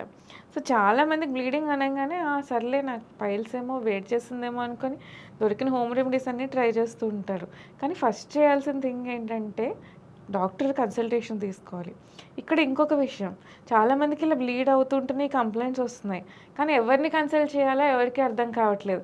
ఓకే, యూట్రస్ ప్రాబ్లం ఉంటే గైనకాలజిస్ట్, కడుపులో ప్రాబ్లం ఉంటే గ్యాస్ట్రోఎంట్రాలజిస్ట్, కానీ పైల్స్కి ఎవరిని కన్సల్ట్ చేయాలి అనే విషయం చాలా మందికి తెలియదు. సో లోకల్గా ఏవో బోర్డ్స్ ఉంటాయి పైల్స్కి, ఇవి చేస్తాం అవి చేస్తాం, ఆ లోకల్ ప్రాక్టీషనర్స్ దగ్గరికి వెళ్తారు. వాళ్ళకి ఏం ప్రాపర్ డిగ్రీ ఉండదు, ఏదో ఆర్ఎంపీ అని చెప్పుకుంటూ ఉంటారు. సో వాళ్ళు ఏంటంటే ర్యాండమ్ ఇష్టం వచ్చిన ట్రీట్మెంట్స్ అని చేస్తారంటే ఏవో అక్కడ ప్రాపర్ స్టిరైల్ టెక్నిక్స్ ఉండవు, సైంటిఫిక్ ఎవిడెన్స్ ఉండదు, ఏవో ట్రీట్మెంట్స్ అని చేస్తుంటారు. వాటితో కాంప్లికేట్ చేసుకుని అసలు ప్రాబ్లం తగ్గదు, ఇబ్బంది ఎక్కువ, పెయిన్ఫుల్, దానికి తోడు ఇన్ఫెక్షన్స్, ఇవన్నీ ఉన్న ప్రాబ్లమ్ని ఇంకా ఎక్కువ చేసుకొని మా దగ్గరికి వస్తుంటారు. సో కన్సల్ట్ చేయాల్సింది ఎవరిని అంటే ఒక కోలోరెక్టల్ సర్జన్ ఆర్ ప్రాక్టాలజిస్ట్, వీళ్ళిద్దరూ పైల్స్కి స్పెషలిస్ట్. ఇవి ఇప్పటికి ఈ మధ్య అందరికీ తెలుస్తుంది కన్సల్ట్ చేయాలని.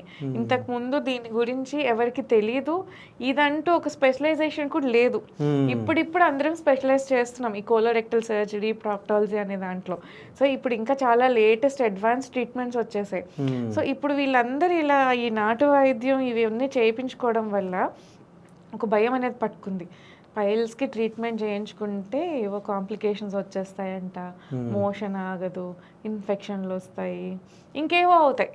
అంటే ఇవన్నీ కాంప్లికేషన్స్తో కూడిన ట్రీట్మెంట్స్ జరిగాయి ఇప్పుడు వరకు ప్రాపర్ స్పెషలిస్ట్ లేక. సో అందరికీ ఏంటంటే ఈ పైల్స్ అనేవి రాగానే ఇంకా వాళ్ళకి ఏదో అయిపోయిందేమో, దీనికి ట్రీట్మెంట్ చేయించుకున్నా నా లైఫ్ ఇంకా ఇదైపోతుంది, దారుణం అయిపోతుంది అనే భయం పట్టుకుంది. ఎక్కువ ఎవరిలో చూస్తాం మనం ఇది? ఎక్కువ ఎవరిలో చూస్తామంటే మేల్స్ ఫీమేల్స్ ఇద్దరిలో చూస్తాం, కానీ ఫీమేల్స్లో ఎక్కువ కామన్. ఎందుకంటే ప్రెగ్నెన్సీలో, డెలివరీ తర్వాత ఇవన్నీ చాలా ఎక్కువగా చూస్తాం. ఎందుకంటే హార్మోనల్ ఫ్లక్చుయేషన్స్కి అది మనకి అక్కడ ఇంటెస్టినల్ మొటిలిటీ తగ్గుతుంది. నెక్స్ట్ థింగ్ ఏంటంటే ఆ రెండు పెయిన్స్ ఉంటాయన్నాను కదా, పెద్దగా అయ్యి హిమరాయిడ్స్ అవుతాయన్నాను కదా. సో వాటికి ఏంటంటే మన జనరల్గా ప్రెగ్నెన్సీలో మనకి బేబీకి బ్లడ్ సప్లై పెరగాలని కొంచెం బ్లడ్ వెసల్స్ అన్ని డైలేట్ అయ్యేటట్టు హార్మోన్స్ ప్రొడ్యూస్ అవుతాయి. సో ఆ వెయిన్స్ కూడా డైలేట్ అయిపోయి పెద్దగా అయిపోయి పైల్స్ ఫామ్ అవుతాయి అన్నమాట. సో పోస్ట్ డెలివరీ కూడా మనకి కంప్లైంట్స్ ఎక్కువే, డ్యూరింగ్ ప్రెగ్నెన్సీనే కాకుండా. డెలివరీ తర్వాత ఎందుకు అంటే ఫస్ట్ థింగ్ మళ్ళీ అక్కడ ప్రెగ్నెన్సీలో వచ్చిన హార్మోనల్ చేంజెస్ అన్నీ బ్యాక్ టు నార్మల్ రావడానికి చాలా ఫ్లక్చుయేషన్స్ వచ్చేస్తాయి. Next iron tablets, calcium tablets ప్రెగ్నెన్సీలో పెడతాం, పోస్ట్ డెలివరీ కూడా పెడతాం. నెక్స్ట్ థింగ్ లాక్టేషన్ ఫీడ్ ఇస్తూ ఉంటారు, బట్ ప్రాపర్ ఫుడ్ తీసుకోరు, పచ్యం అంటారు, ఒక పూట భోజనం అంటారు, ఫ్రూట్స్ పెట్టరు, ఫైబర్ పెట్టరు, బ్రెడ్ ఇస్తారు, పాలు ఇస్తారు, ఆ బ్రెడ్ అంతా మైదా. సో ప్రాపర్ ఫైబర్ ఇంటేక్ ఉండదు, వాటర్ ఇంటేక్ ఉండదు. దీని వల్ల కూడా బాగా కాన్స్టిపేట్ అయ్యి కంప్లైంట్స్ ఎక్కువ వస్తున్నాయి. ఓకే. సో అంటే మీ దగ్గరికి ఎక్కువ ఎట్లాంటి సమస్యలతో వచ్చిన వాళ్ళు ఉన్నారు, మహిళలు కానీ పురుషులు కానీ? సో చాలామంది కామన్గా వచ్చేవాళ్ళంటే పెయిన్ వస్తుంది, మోషన్కి వెళ్తుంటే పెయిన్ వస్తుంది. అసలు ఆ పెయిన్ ఎలా ఉంటుందంటే, మేడం అసలు 2-3 months నుంచి ఫుడ్ తినడమే మానేసాం మేడం, లిక్విడ్సే తాగుతున్నాం, మజ్జిగలు తీసుకుంటున్నాం. ఎందుకంటే మోషన్ వస్తుందంటే రేపు మోషన్కి వెళ్ళాలేమో అనే భయానికే తింటాం మానేస్తున్నాం. అంత సివియర్ పెయిన్తో వస్తూ ఉంటారు. ఎందుకంటే ఇనీషియల్ ఫేజ్లో ఎవరు రారని చెప్పాను కదా, అడ్వాన్స్ స్టేజ్కి వచ్చి అది ప్రాబ్లం బాగా సివియర్ అయిపోయినప్పుడు అప్పటికీ ఒక 2-3 months ఫుడ్ మానేసి భయపడుతూ ఇంకా లేదు ఇంకా నేను చూపించుకోవాలని అప్పుడు వస్తున్నారు. ఓకే. సో అంటే ఏమైనా ఎగ్జాంపుల్స్, అంటే మీ దగ్గరకు వచ్చిన కేసెస్, అంటే మీరు షాక్ అయిన కేసెస్ ఏమైనా ఉన్నాయా? ఒక 2-3 ఎగ్జాంపుల్స్. షాక్ అయిన కేసెస్ అంటే ఇప్పుడు ఫస్ట్ థింగ్ చెప్పాలంటే మొన్న ఒక అమ్మాయి వచ్చింది. వచ్చి మేడం నాకు కొంచెం పైల్స్ లాగా ఉన్నాయి, నాకు 2 monthsలో పెళ్ళి ఉంది, మరి నేను పెళ్లి చేసుకోవచ్చా లేదా అంది. అంటే ఇన్ని అపోహలు ఉన్నాయా, అసలు పైల్స్కి పెళ్ళికి సంబంధం ఏంటి, తర్వాత పిల్లలు పుట్టారు అనుకుంటున్నారా అని నేనే షాక్ అయ్యాను. అంటే ఇంత రిలేట్ చేసుకుంటున్నారా అని. సో కొంతమంది ఏంటంటే ఇనీషియల్ స్టేజ్లో రారు, పెద్ద పెద్ద హిమరాయిడ్స్ అన్నీ బయటికి వచ్చేసి ఇంత వాపుతో ఇంత పెద్దగా థ్రాంబోస్డ్ అయిపోయి లోపల క్లాట్స్ ఫామ్ అయిపోయి అక్కడ ఇన్ఫెక్షన్ వచ్చేసి చుట్టూ స్కిన్ అంతా కుళ్ళిపోయి వస్తూ ఉంటారు. అలాంటివి చూసినప్పుడు కూడా నేను షాక్ అవుతూ ఉంటాను, అసలు ఇంత సఫరింగ్ ఎందుకు భరిస్తున్నారు ఇన్ని ఇయర్స్ నుంచి అని. ఫస్ట్ థింగ్ ఇంకా చాలామంది ఏంటంటే ఆడవాళ్ళు లేడీ డాక్టర్ ఉండాలి, ప్రైవేట్ పార్ట్, సిగ్గు. చాలా మంది వాళ్ళ స్పౌస్ కి కూడా చెప్పరు, వాళ్ళ హస్బెండ్ కి కూడా చెప్పరు. ఇది ఏంటంటే మనం కొన్ని ఇయర్స్గా నా చిన్నప్పటి నుంచి చూస్తున్నాను మూవీస్లో కూడా, వాడు కూర్చోలేడు, వాడికి పైల్స్ ఉన్నాయి అంటే వాళ్ళని ఒక చిరాగ్గా చూస్తూ ఉంటారు. సోషల్ స్టిగ్మా అనేది చాలా ఎక్కువైపోయింది కంప్లైంట్స్ మీద. సో అందరి మైండ్లో అదొకటి క్రియేట్ అయిపోయింది. తినలేకపోతే నాకు కడుపులో ఇబ్బంది ఉందని గ్యాస్ట్రోఎంట్రాలజిస్ట్ని కన్సల్ట్ చేయాలి, లేదంటే మనకి చెప్తాం నాకు కొంచెం గ్యాస్ ప్రాబ్లం ఉంది నేను తినలేనని చెప్తాం, నాకు పైల్స్ ప్రాబ్లం ఉంది నాకు పెయిన్ వస్తుందని చెప్తామా? అసలు చెప్పరు ఎవరు. ఎందుకు మనం తినడం ఎంత ఇంపార్టెంట్, మన వేస్ట్ ఎక్స్క్రీట్ చేయడం కూడా అంత ఇంపార్టెంట్. అది కూడా పార్ట్ ఆఫ్ అవర్ లైఫ్. మనకు అది ఎక్స్క్రీషన్ లేదంటే అసలు ఎంత ఇబ్బంది. Every organ is equally important, కానీ ఎందుకు సిగ్గు అది అర్థం కాదు. సో అంటే మీ దగ్గరికి వచ్చినప్పుడు ఎవరినన్నా పేషెంట్స్ చూసి మీరు షాక్ అయ్యి ఎందుకమ్మా ఇంత అయ్యే వరకు ఉంచుకున్నారు అనేది ఏదన్నా సంథింగ్ ఏదన్నా ఉందా కేసు? చాలా మంది ఉంటారు, 50-60% ఆఫ్ ద పేషెంట్స్ అలానే ఉన్నాయి. ఈ మధ్య కొంచెం అవేర్నెస్ పెరిగి అందరు ఇనీషియల్ స్టేజ్లో చూపించుకుందాం అని వస్తున్నారు, కానీ బట్ ఒక 5-6 years బ్యాక్ అయితే నాకు 80% ఆఫ్ ద పేషెంట్స్ ఇంతే అడ్వాన్స్ స్టేజ్, బాగా పైల్స్ ఇంకా బాగా పెద్దగా అయిపోయి బయటికి వచ్చేసి ఫిస్టులాస్ కూడా, మల్టిపుల్ ఇన్ఫెక్షన్స్. అంటే ఇనీషియల్గా ఒకసారి ఇన్ఫెక్షన్ వస్తే రారు, యాబ్సెస్ ఫామ్ అవుతుంది కదా, ఆ ఇన్ఫెక్షన్ వచ్చినప్పుడు రారు, ఏదో సగ్గేడ్లే అని ఊరుకుంటారు, మళ్ళీ వస్తుంది. ఆ ఇన్ఫెక్షన్ మళ్ళీ వచ్చేసరికి చుట్టూ మజిల్స్ అన్నీ డ్యామేజ్ అయిపోయి చాలా డీప్గా ఫిస్టులాస్ మల్టిపుల్ బ్రాంచెస్తో వెళ్ళిపోయే వరకు రాకుండా ఉంటారు. ఇంత అడ్వాన్స్ స్టేజ్ అయ్యే వరకు వచ్చి ఇంత లేట్ స్టేజ్లో ప్రెజెంట్ అవుతూ ఉంటారు. ఓకే. అంటే ఇప్పుడు లేటెస్ట్గా ఏమైనా టెక్నాలజీ ఏమైనా రావడం జరిగిందా? ఇట్లాంటి ట్రీట్మెంట్ అందిస్తారు అంటే ఫైల్స్కి, ఫిషర్స్కి, ఫిస్టులకి? సో ఇంతకు ముందు అంటే ఓపెన్ సర్జరీస్ చేసేవాళ్ళం, అంటే పెద్ద పెద్ద కట్స్ ఇచ్చి ఇన్స్ట్రుమెంట్స్ పాస్ చేసి అవన్నీ ఉండేవి. ఇప్పుడు అలా లేదు. లేటెస్ట్గా లేజర్ వచ్చాయి, మినిమల్ ఇన్వేజివ్ టెక్నిక్స్ వచ్చాయి, స్పింక్టర్ సేవింగ్ ప్రొసీజర్స్ వచ్చాయి. సో వీటన్నిటితో ఏంటంటే చాలా సింపుల్గా డే కేర్ ప్రొసీజర్, అంటే మైల్డ్ సెడేషన్ ఇచ్చి లేజర్ అనేది జస్ట్ దాన్ని ఫైబర్ ఎలా ఉంటుందంటే సన్న నీడిల్లా ఉంటుంది. ఆ చిన్న హోల్ ద్వారా లోపలికి వెళ్ళి మనం ప్రొసీజర్ చేసేస్తాం. అంత పెయిన్ ఉండదు. అంటే చాలా మంది నీకు సర్జరీ అవసరం అమ్మా అనగానే పెద్ద పెద్ద కట్స్ ఇచ్చేస్తారు, కుట్లు ఇచ్చేస్తారు, నేను ఇంకా బెడ్ మీద బెడ్ రీడన్ అయిపోతాను, మోషన్ ఎలా పాస్ చేయాలో ఇవన్నీ భయాలు ఉంటాయి. ఫస్ట్ ఆ భయానికే రావట్లేదు. నెక్స్ట్ థింగ్ ఏంటంటే మోషన్ కంట్రోల్ ఉండదేమో అనుకుంటారు. ఇంకా రకరకాలుగా చుట్టూ ఉన్న జనం చెప్పి భయపడుతూ ఉంటారనమాట. పొరపాటున నాకు ఈ కంప్లైంట్ ఉందని చెప్పినా చుట్టూ ఉన్న వాళ్ళు తెలిసి తెలియనివన్నీ భయం పెడుతూ ఉంటారు. కాకపోతే ఇప్పుడు వచ్చిన టెక్నిక్స్కి అసలు ఎంత సింపుల్గా అంటే పెద్ద పెద్ద కట్స్ ఉండవు, కుట్లు ఉండవు, మైల్డ్ సెడేషన్తో అయిపోతుంది. ప్రొసీజర్ అయిన 1 hour తర్వాత నుంచి లేచి నడవచ్చు, అన్నీ చేసుకోవచ్చు. ఓకే, అంత ఈజీగా ఉంటుంది అన్నమాట. ఓకే. అంటే సర్జరీకి లేజర్ ట్రీట్మెంట్కి రెండింటికి డిఫరెంట్ ఏంది అసలు? లేజర్ ట్రీట్మెంట్ ఏంటంటే అదే చెప్తున్నాను కదా, ఇప్పుడు ఓపెన్ సర్జరీకి లాప్రోస్కోపీకి డిఫరెన్స్ అందరికీ తెలుసు. ఓపెన్ సర్జరీ అంటే పెద్ద పెద్ద కట్స్ ఇచ్చి చేయడం ఉంటుంది. లాప్రోస్కోపీ అంటే ఏంటి, జస్ట్ చిన్న హోల్స్ త్రూ మనం కెమెరా పాస్ చేసి చిన్న ఇన్స్ట్రుమెంట్స్కి చిన్న చిన్న హోల్స్ పెట్టి సర్జరీ చేసేస్తాం. అలానే ఇది కూడా ఇప్పుడు ఓపెన్ సర్జరీలో ఏం చేసేవాళ్ళం అంటే పెద్ద పెద్ద కట్స్, బ్లీడింగ్, స్టిచెస్ అవన్నీ ఉండేవి.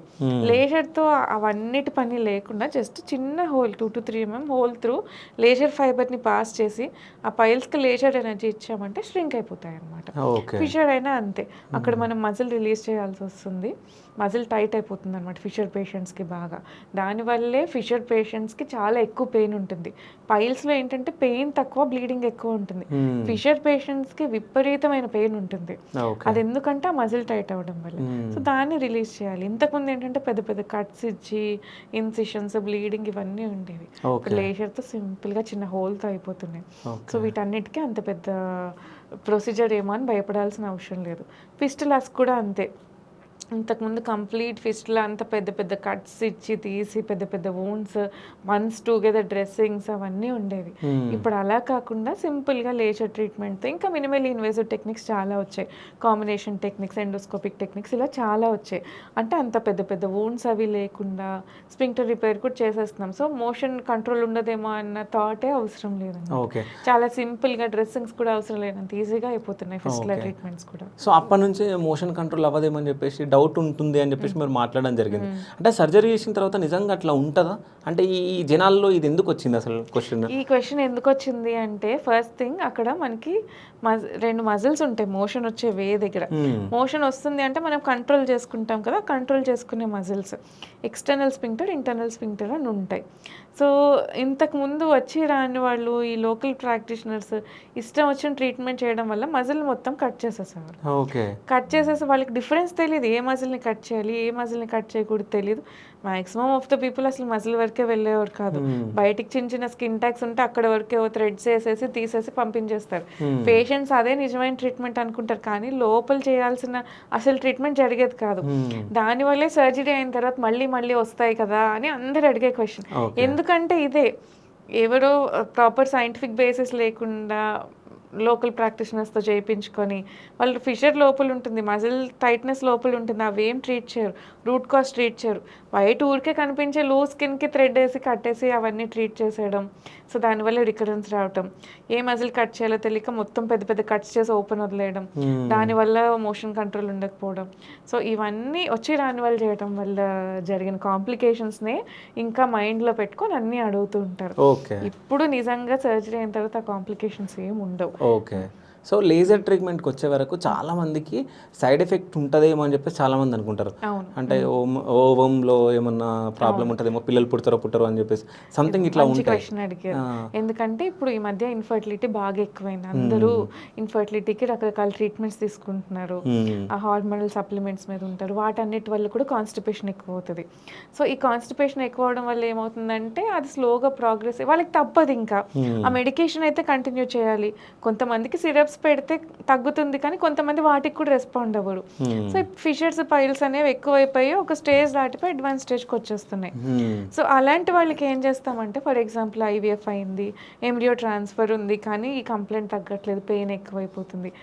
అదే కంప్లైంట్ ఉంచుకొని ఎంబ్రియో ట్రాన్స్ఫర్ చేసి ప్రెగ్నెంట్ అయిపోయారు, అసలే ప్రెషియస్ ప్రెగ్నెన్సీ, వాళ్ళకి చాలా ఇంపార్టెంట్, అంత ట్రీట్మెంట్స్ తీసుకున్నా వచ్చేది.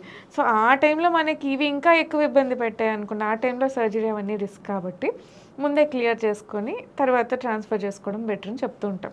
కానీ అందరు ఇదేదో రేడియేషన్ ఏమో, దీనివల్ల నా ఓవం క్వాలిటీ తగ్గిపోతుందా, దీనివల్ల నా యూట్రస్ డ్యామేజ్ అవుతుందా, నా పిల్లలకి ఏమన్నా మళ్ళీ ట్రాన్స్ఫర్ అవుతాయా, ఇవన్నీ ఇలాంటివి ఇంకా రకరకాల క్వశ్చన్స్. కొంతమంది అయితే లేజర్ వల్ల నాకు ఫ్యూచర్లో క్యాన్సర్ వస్తుందా అని కూడా అడుగుతారు. సో లేజర్ అనేది ఏంటంటే అది ఫోకస్డ్ లైట్ ఎనర్జీ. సో ఆ లైట్ ఎనర్జీ నుంచి వచ్చే హీట్ త్రూ మనం సర్జరీ చేస్తాం. సో ఆ హీట్ ఎనర్జీ అక్కడ జనరేట్ అయ్యి లేజర్ వల్ల వచ్చేదాంతో హిమరాయిడ్ ష్రింక్ అవుతాయి. అదే ఎనర్జీతో మనం మజిల్ రిలీజ్ చేయడం ఇలాంటివన్నీ చేస్తూ ఉంటాం. సో దాని డెప్త్ ఆఫ్ పెనిట్రేషన్ కూడా ఒక 1 to 2 mm ఉంటుంది. అంతేకాని అదేం హోల్ బాడీ ఇరేడియేషన్ లాగా రేడియేషన్ ట్రీట్మెంట్ కాదు అది. సో కానీ ఇవన్నీ తెలియక అందరు రకరకాల అపోహలు మైండ్లో పెట్టుకొని టెన్షన్ పడుతూ ఉంటారు. ఓకే, అంటే ఈ అపోహలు పెట్టుకొని మీ దగ్గరికి వచ్చిన వాళ్ళు మీరు నవ్వుకున్న సన్నివేశాలు ఏమైనా ఉన్నాయా? ఇంకా నవ్వుకోవడం అనేది ఏముంటుంది, ఇంకా చాలా డౌట్స్ ఉంటాయి అందరికి, అందరికీ అన్నీ తెలియాలని లేదు కదా. సో ఇంకా అందరికీ డౌట్స్ క్లియర్ చేయటం. ఓకే, అంటే ఫైల్స్, ఫిస్టులా, ఫిషర్స్ ఉంటాయి, నిజంగా పిల్లలు పుట్టారా? అంటే వాళ్ళకు పెళ్ళైన తర్వాత నిజంగా ఏమన్నా ప్రాబ్లమ్స్ వస్తాయా? ఏం రావండి అసలు. పైల్స్ అనేది జస్ట్ అక్కడ మోషన్ వచ్చే వేలో చిన్న వెయిన్స్ పెద్దగా అయ్యి కిందకి ప్రొలాప్స్ అవ్వడం వల్ల వచ్చేవి. చాలా మందికి ఉంటాయి పైల్స్. ఇప్పుడు నాకు మీకో సిగ్మాడోస్కోపీనో చిన్న ప్రాక్టోస్కోపీనో చేసి చూస్తే గ్రేడ్ 2 హిమరాయిడ్స్, గ్రేడ్ 1 హిమరాయిడ్స్ ఉంటాయి. కానీ అందరికీ సిమ్టమ్స్ ఉండవు. స్టార్టింగ్ స్టేజ్లో బ్లీడింగ్ కానీ పెయిన్ కానీ ఎవ్వరికీ ఉండదు. స్లోగా ప్రోగ్రెస్ అవుతూ వచ్చే కొద్దే ఉంటాయి. సో అందుకే ఇదేదో పెద్దగా నాకే వచ్చిందేమో, ఇది ఎవరికి చెప్పకూడదు, నన్ను ఏదో పక్కన పెట్టి చూస్తారేమో, నాతో సరిగ్గా బిహేవ్ చేయరేమో అని ఆలోచించాల్సిన అవసరమే లేదు. హిమరాయిడల్ క్వశ్చన్స్ అనేవి అందరికీ ఉంటాయి. కొంతమందికి కొంచెం ఎల్లార్జ్ అవుతాయి, ఇంకొంతమందికి కొంచెం ప్రాబ్లం క్రియేట్ చేస్తాయి. దాన్ని క్లియర్ చేసుకుంటే అయిపోయింది. దాని గురించి సిగ్గుపడే విషయం ఏముంది? అదే. సో ఇంకో విషయం మేడం, అంటే మహిళల్లో ప్రెగ్నెన్సీ టైంలో ఇవి ఎక్కువ వచ్చే ఛాన్స్ ఉంది అని అంటున్నారు కదా. సో రాకుండా ఉండాలంటే అసలు ఏం చేయాలి? రాకుండా ఉండాలంటే ఏం చేయాలంటే, ఫస్ట్ థింగ్ ప్రెగ్నెన్సీలో ఫస్ట్ ట్రైమెస్టర్లో అనేసరికి వామిటింగ్స్ బాగా ఎక్కువ అవుతుంటాయి. దానివల్ల డీహైడ్రేట్ అయిపోతూ ఉంటారు. నెక్స్ట్ థింగ్ వేసుకునే మెడికేషన్, సెకండ్ ట్రైమెస్టర్లో ఐరన్, కాల్షియం సప్లిమెంట్స్ ఇస్తాము. సో ఇవన్నిటి వల్ల ఏంటంటే కొంచెం కాన్స్టిపేషన్ వచ్చే ఛాన్స్ ఉంటుంది. దీంట్లో ఫస్ట్ డైటరీ ఫైబర్ బాగా తీసుకోవాలి, మన డైట్ మీద కాన్సన్ట్రేట్ చేయాలి. నెక్స్ట్ థింగ్, ప్రెగ్నెన్సీ అంటే రెస్ట్లో ఉండాలేమో, బాగా యాక్టివ్గా ఉంటే మళ్ళీ మిస్క్యారేజ్ అవుతుందేమో అని భయంతోనే చాలామంది రెస్ట్లో ఉండిపోతున్నారు. అలా కాకుండా ఫిజికల్లీ యాక్టివ్ ఉంటే మనకి ఇంటెస్టైన్ మొటిలిటీ అది బాగా పెరిగి ఈ కంప్లైంట్స్ అనేవి చాలా వరకు తక్కువే ఉంటాయి. Simple dietary modification, lifestyle చేంజెస్తో చాలా మందికి మనం క్యూర్ చేసేయచ్చు. అంతకన్నా ప్రోగ్రెస్ అయ్యాయి అంటే అప్పుడు మెడికేషన్స్ ఏమన్నా పెడతాం. నిజంగా ఇంకా కాంప్లికేషన్ వచ్చే అంత స్టేజ్కి వెళ్ళిపోయింది, కాంప్లికేషన్స్ వచ్చాయంటే కూడా సెకండ్ ట్రైమెస్టర్లో అంటే 4th to 8th month కూడా మనం సింపుల్గా లేజర్ ట్రీట్మెంట్స్ అవి చేసేసుకోవచ్చు. వీటి వల్ల కడుపులో ఉన్న బేబీకి ఏమవ్వదు, మనం చేసే ట్రీట్మెంట్ వల్ల కూడా ఏమవ్వదు. ఇనిషియల్ 2 to 3 months బేబీ అప్పుడే ఫామ్ అవుతూ ఉంటుంది కాబట్టి రిస్క్ ఎందుకని యూజువల్గా మెడికేషన్స్ సజెస్ట్ చేస్తాము. బట్ తర్వాత అయితే మనం ఈజీగా క్లియర్ చేసుకోవచ్చు. ఓకే, ఇంకోటి మ్యామ్, అంటే ఫైల్స్, ఫిస్టులా, ఫిషర్స్ వచ్చిన తర్వాత సో ఫైనల్ స్టేజ్ వరకు వెళ్ళిన తర్వాత అది కోలాన్ క్యాన్సర్గా మారే ఛాన్స్ ఉంటుందా? చాలా కేసెస్ చూస్తూ ఉంటాం. ఎందుకంటే ఇప్పుడు నేను చెప్పినట్టు ఏ బ్లీడింగ్ ఏదో అయ్యేసరికి వాళ్ళు పైల్స్ ఏమో అదేమో అనుకొని హోమ్ రెమెడీస్ వాడి ఎప్పటికో వస్తారు, ఇంకా తగ్గట్లేదు, ఇది చూపించుకుందాం అని. ఈ లోపు ఆ బ్లీడింగ్ కనుక మనకి ఫస్ట్ సైన్ ఆఫ్ క్యాన్సర్ అనుకోండి, ఇన్ని మంత్స్ వాళ్ళు లేట్ చేశారు కదా, క్యాన్సర్ మొత్తం స్ప్రెడ్ అయిపోయి స్టేజ్ 4లో వస్తున్నారు.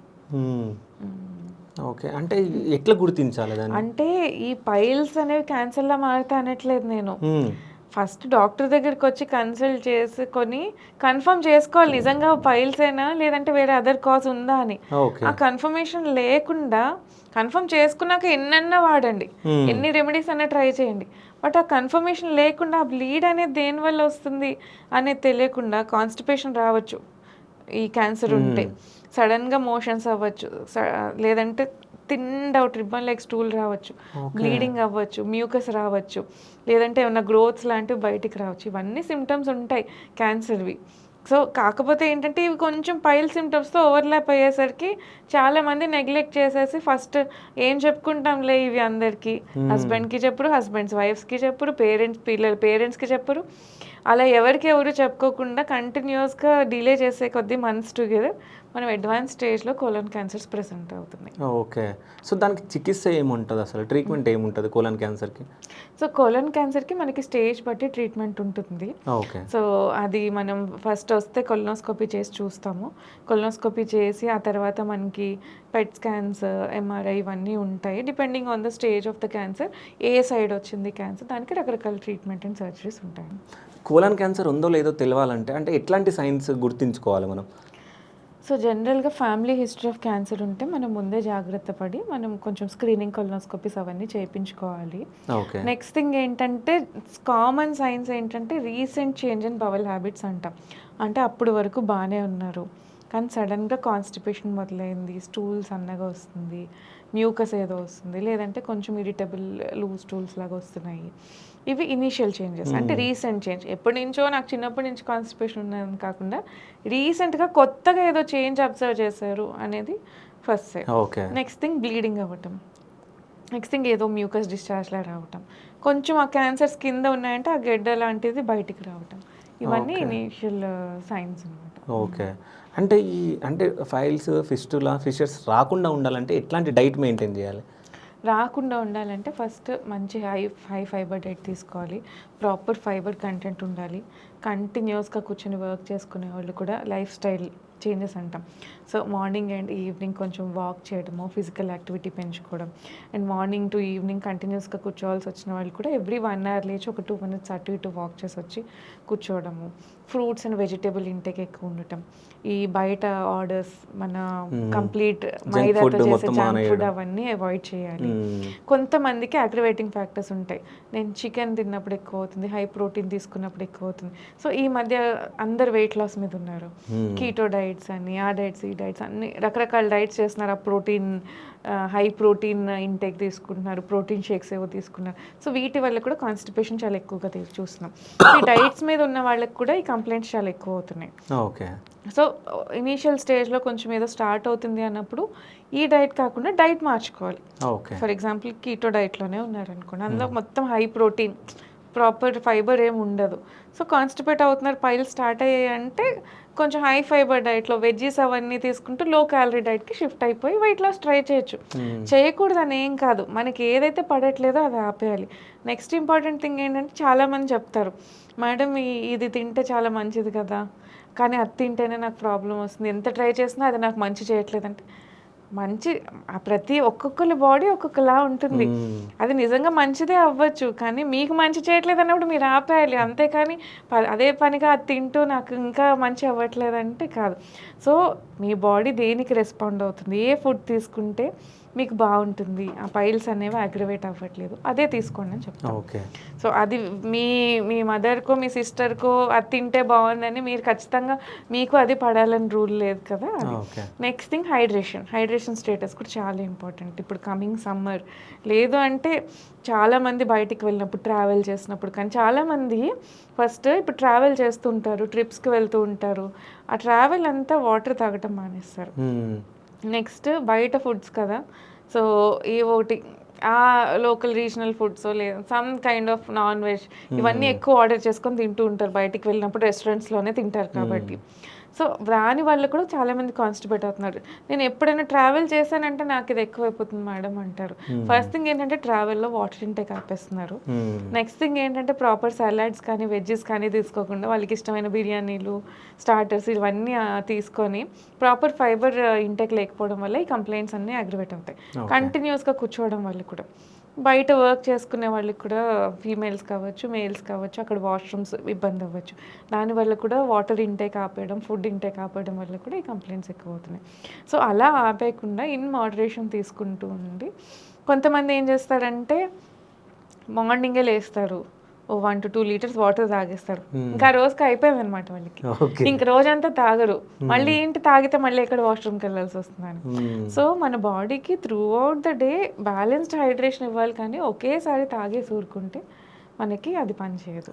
సో ఇలాంటివన్నీ చిన్న చిన్న చేంజెస్ చేసుకుంటే మనకి ఈజీగా ఇవన్నీ ప్రోగ్రెస్ అవ్వకుండా చూసుకోగలుగుతాం. ఓకే, అంటే ఎక్కువ లావు ఉన్న వారిలో ఈ ఫైల్స్ వస్తాయి అన్నట్టు విన్నది నిజమేనా? అంటే ఒబెసిటీకి దీనికి అంత సంబంధం లేదు. ఓకే, బట్ ఏంటంటే కొంచెం అందులో కూడా కాన్స్టిపేషన్ ఉన్న వాళ్ళకి ఎక్కువ వస్తాయి. ఓకే, సో ఇంకో క్వశ్చన్ మ్యామ్, అంటే పర్ డే అంటే ఎన్నిసార్లు మోషన్కి వెళ్ళొచ్చు? అంటే కొంతమంది 2 daysకి 3 daysకి వన్స్ వెళ్తూ ఉంటారు మోషన్కి. సో అంటే మోషన్కి పర్ డే ఎన్నిసార్లు వెళ్తే బెటరు? ఇది కూడా చాలా మంది అడుగుతారండి, మంచి క్వశ్చన్ అడిగారు. సో జనరల్గా మనకి కంప్లీట్ ఎవాక్యుయేషన్ సింగిల్ టైంలో అయిపోయింది, మనకి ఇంకా ఏమి ఆ ఫీల్ లేదు అనుకుంటే రోజుకి ఒకసారి వెళ్ళినా సరిపోతుంది. వీక్లో 3 times కన్నా తక్కువ వెళ్తున్నారంటే దాన్ని కాన్స్టిపేషన్ అంటాం. సో ఇప్పుడు చాలా మంది ఏం చేస్తారంటే ఈ డెఫినేషన్ అలవాటు అయిపోయింది అందరికీ. కాన్స్టిపేషన్ అంటే మోషన్ రాదు, మోషన్ రాకపోతేనే కాన్స్టిపేషన్ అని. కంప్లైంట్స్ వచ్చిన వాళ్ళకి అమ్మ మీకు కాన్స్టిపేషన్ ఉందా అంటే నాకేం లేదు అంటారు. కాకపోతే ఆ స్టూల్ అనేది హార్డ్గా స్ట్రెయిన్ చేయాల్సి వచ్చినా అది కాన్స్టిపేషనే. మోషన్ పాస్ చేసిన తర్వాత ఇంకా లోపలే ఉండిపోయింది, కంప్లీట్ ఎవాక్యుయేషన్ అవ్వలేదు అనిపించినా అది కాన్స్టిపేషనే.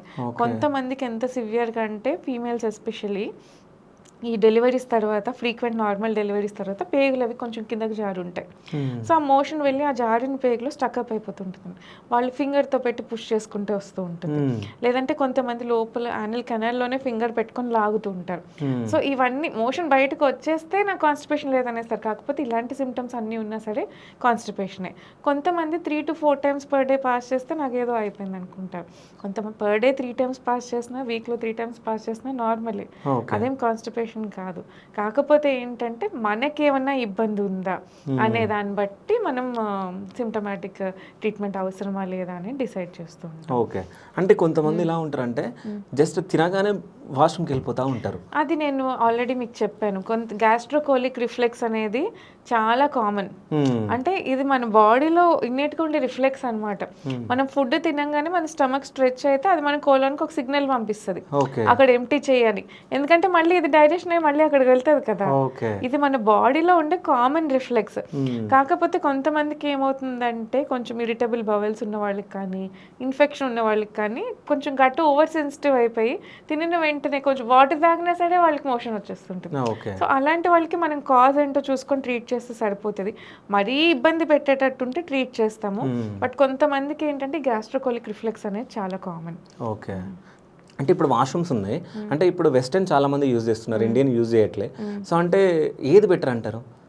సో జనరల్గా మన బాడీ ఎలా డిజైన్ అయ్యిందంటే స్క్వాట్ చేసి మోషన్ పాస్ చేస్తే అది ఈజీగా పాస్ అవుతుంది. ఎందుకంటే ఇప్పుడు మన పురాతన కాలం నుంచి వెస్ట్రన్ కమోడ్స్ లేవు, ఎవరైనా బయట స్క్వాట్ చేస్తే మోషన్ ఈజీగా వస్తుంది. సో మన యానోరెక్టల్ యాంగిల్ అనేది రైట్ యాంగిల్లో ఉంటుందన్నమాట, రెక్టమ్కి యానస్కి.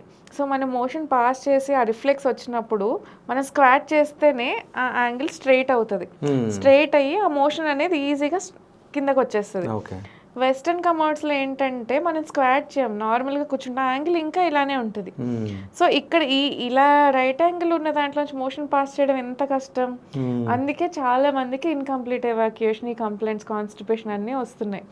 సో స్క్వాట్ చేసి పాస్ చేసామంటే మనకి యాంగిల్ స్ట్రైట్ అవుతుంది, ఈ ప్రాబ్లమ్స్ అన్నీ క్లియర్ అయిపోతాయి. కానీ చాలా మంది పెద్దవాళ్ళు, కంటిన్యూస్గా స్క్వాట్ చేయలేని వాళ్ళు, ఇప్పుడు అందరి ఇళ్లల్లో కూడా వెస్ట్రన్ కమోడ్సే ఉంటున్నాయి. వాళ్ళందరినీ కమోడ్ మార్చుకోమని చెప్పట్లేదు, దానికి ఒక చిన్న టిప్ ఉంది. ఓకే. సో ఏంటంటే మనం ఒక చిన్న స్టూల్, ఒక 8 to 10 inch స్టూల్ వేసుకొని దాని మీద లెగ్స్ రేస్ చేసుకొని పెట్టుకున్నాం అనుకోండి, అది స్క్వాటింగ్ లాగా అయ్యి యాంగిల్ స్ట్రైట్ అయ్యి ఈజీగా పాస్ చేయగలుగుతారు. సో వెస్ట్రన్ కమోడ్ ఉన్న వాళ్ళు కూడా ఏం బాధపడక్కర్లేదు, ఈ చిన్న టిప్ ఫాలో అయితే ఈజీగా పాస్ చేస్తారు. Done. So last and final question madam, అంటే ఇట్లాంటి హెల్త్ ఇష్యూస్ రాకుండా ఉండాలంటే మీరు ఇచ్చే సూచనలు ఏంటి? So first proper life style, next proper dietary habits, next thing నిజంగా ఏమన్నా వచ్చినా సరే ఎర్లీ స్టేజ్లో కన్సల్టేషన్కి రండి. ఎందుకంటే ఈ కంప్లైంట్స్ అన్నీ కూడా సింపుల్ లైఫ్ స్టైల్ చేంజెస్, చిన్న చిన్న మెడికేషన్స్, లాక్సేటివ్స్ వీటితో క్లియర్ అయిపోయేవే. రాకుండా అడ్వాన్స్ స్టేజ్కి తెచ్చుకున్నప్పుడే ఇంకా మరీ కాంప్లికేట్ అయిపోయింది అన్నప్పుడే సర్జరీ సజెస్ట్ చేస్తాం. సో ఎర్లీ స్టేజ్లో సిగ్గుపడకుండా, ఎవరికి చెప్పాలని ఆలోచించుకోకుండా ఈజీగా ఫస్ట్ ఇమీడియట్గా కన్సల్టేషన్కి వచ్చి మనం డయాగ్నోసిస్ కన్ఫర్మ్ చేసుకుంటే ఈజీగా ట్రీట్మెంట్ అయిపోతుంది. Done. Thank you so much. Thank you.